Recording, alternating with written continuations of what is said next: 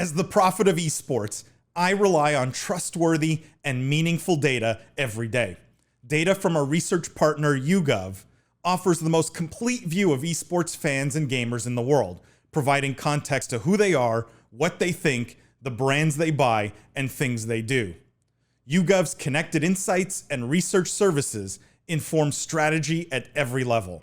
If you're a team, a brand, agency, or rights holder, you should be talking with YouGov. Their partners measure and maximize ROI and are telling compelling stories with data. Visit yougov.com/gaming-esports to learn more. I have a couple of fun stories, last stories here to do. This one might be a bit of a quick one, but I thought it was different. Mastercard signs Magnus Carlsen, reveals huge esports deal for chess fans. That is the headline. And basically, Mastercard, they've announced their latest sporting global brand ambassador. It's Magnus Carlsen, who, for those who don't follow chess, he has easily for the last decade been the greatest chess player in the world, maybe longer now. He was also the highest paid esports player in 2020, according to Forbes on their list, because now chess is officially an esport. And so he is going to be sponsored by Mastercard. They're going to do tournaments with him that are sponsored by Mastercard.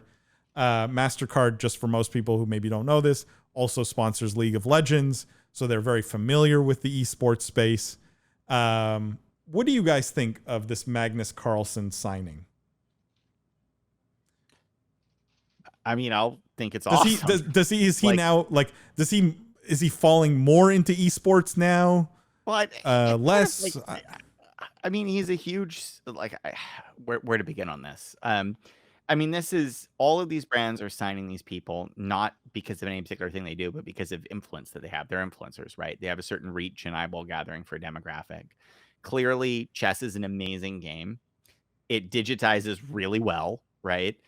It is extremely high skill cap. All of these things translate extremely well into a digitally competitive landscape. It's no surprise that we're seeing all of these streamers, or all of these professional chess players, have real renaissances as streamers and digitally competitive athletes. You know, like, I just, what's not to like about this? Like, it's a logical extension. And by the way, I would think that you would see the same thing for other traditional games that have high skill caps, like, say, shogi in Japan, right? Like, I think that what's really happening to some extent is live streaming is democratizing the competitor and giving you more access points to them. And that could apply far deeper than just these easy to transition esports or traditional sports that have digitally compatible play systems. William, and I'm curious for all of you, I have a more specific question here. If we were a fly on the wall at MasterCard when this deal was being decided, right, internally at MasterCard, was MasterCard saying, this is great, we're going to reach so many more esports fans? Or were they saying, this is great, we're going to reach so many more chess fans? And I'm curious specifically, how much overlap is there between, between those two groups? I think they were saying, and like literally, this is not me criticizing MasterCard, because I think this is a great decision. They were saying, we should probably have some more esports activations. Those are really working for us. At the same time, we're a very traditional brand, and you know, everybody uses MasterCard from, 18-year-olds to 98-year-olds, right? We want to be associated with something that isn't so edgy, that it's difficult for our older consumers to resonate with, right? And we want something that says trust and stability.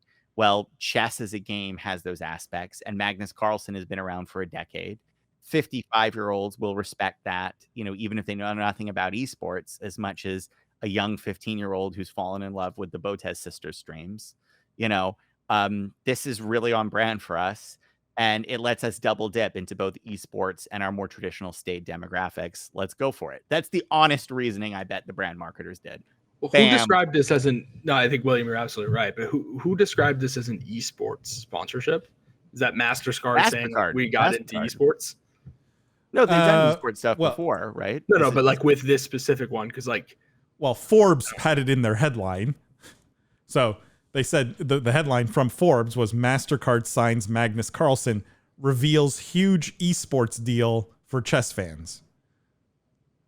All I know is I am this close to going pro at checkers based on the trend that's happening right now. Like basically, I think the reason why they're tying this so directly in the headline to esports is part of the deal, right? Is they're going to create these opportunities where people can join Carlsen for a virtual event, talk about chess, play chess against him, this kind of thing, right? So there's more of an interactive kind of activation. It's not just he's going to wear MasterCard on his shirt.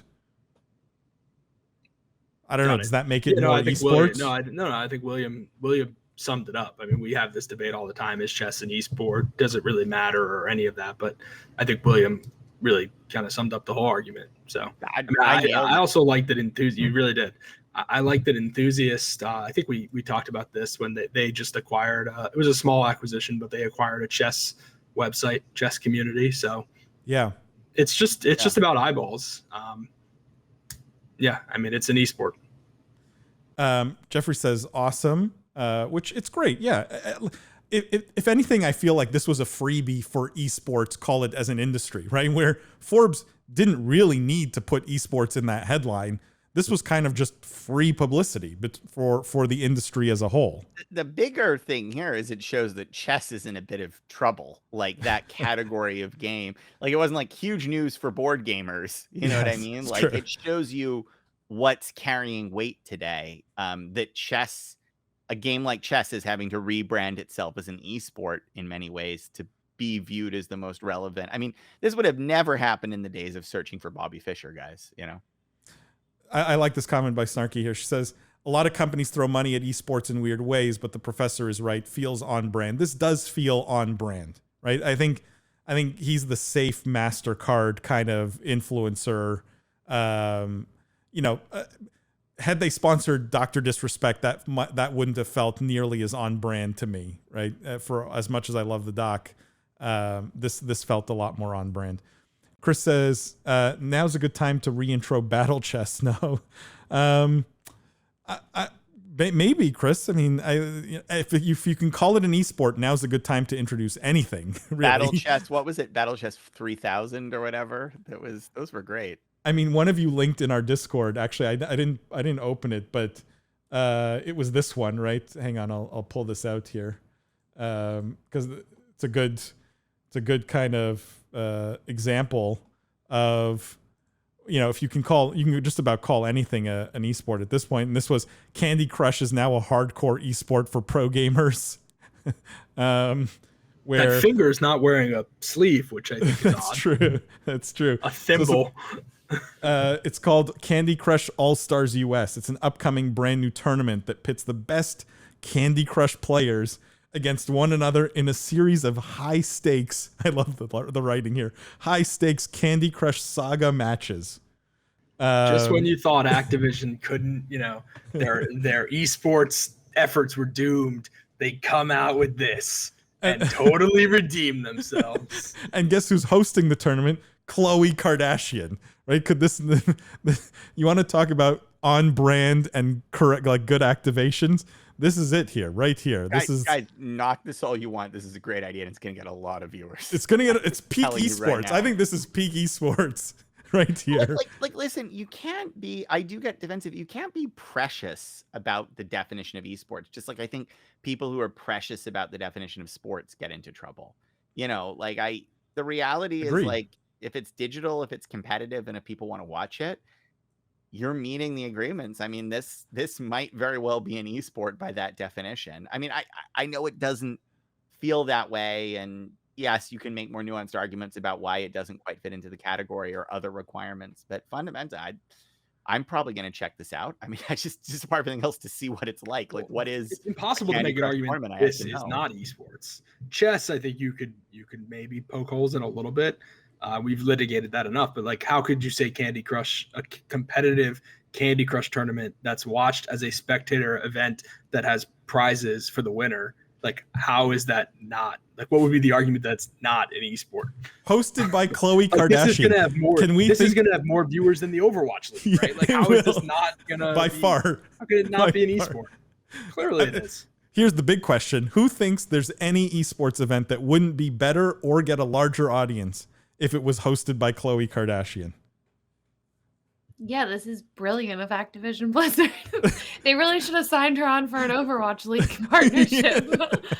It should have been a rider, in her contract or something. Right, they should have had her designing streetwear for Overwatch League. Come on. So Snarky says, good link between different cultures and age groups. I agree 100% on the Mastercard one. That was a good link there.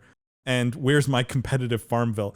Look, if I don't, it's coming, right? Like you're going to see all of these. That. And I think Farming Simulator does have a competitive scene. Correct me if I'm wrong. So like, it's not like farming there's no competitive esports scene at all. But I am a big fan of this Candy Crush one.